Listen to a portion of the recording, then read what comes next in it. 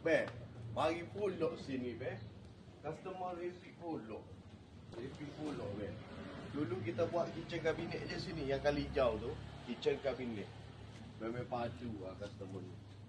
Dia mari repeat, dia buat apa, be, dengan Alki ni, be. Dia buat syurek.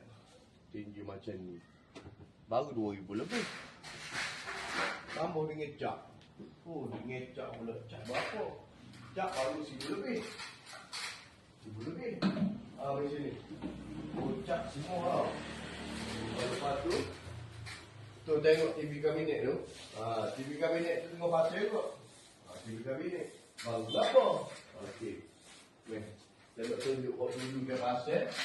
Yang dulu di sini. Barang-barang kita yang pindah. Semua kita pindah. Start daripada lasing, lampu. Ni TV kabinet ni comel. TV kabinet dia. Okey, ada study dekat sini. Study table. So, situ okey, ada TV kabinet. Okey, kita kecil dengar sikit. Tadi memang itu. Okey, macam ni. Mana lampu dia? Mana? Mana? Oh ni. Lampu dia ni. Ni lah. Dulu ni. Ni dulu kita pasal ni.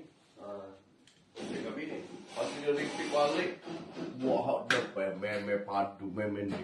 Duduk kat ni. Okey, sana. Memang sampel. Dia memberi kepercayaan kepada kita. Kita buat.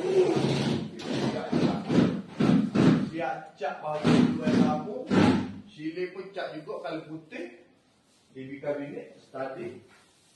Syurek, so, berbalur ke tak berbalur, okey? Tak kisah dari mana, projek cepat-cepat, jangan malu, jangan segil, duit ni tak sadut sipir, tak kaya-kaya kalau sipir pun. Tak kaya, buat kabinet duit comel, terselesok ke apa semua. Baru ni, oh, sipir tak malu, tak kaya-kaya, dah. Lepas tu, tak sadut kaya lah, buat kabinet, dah.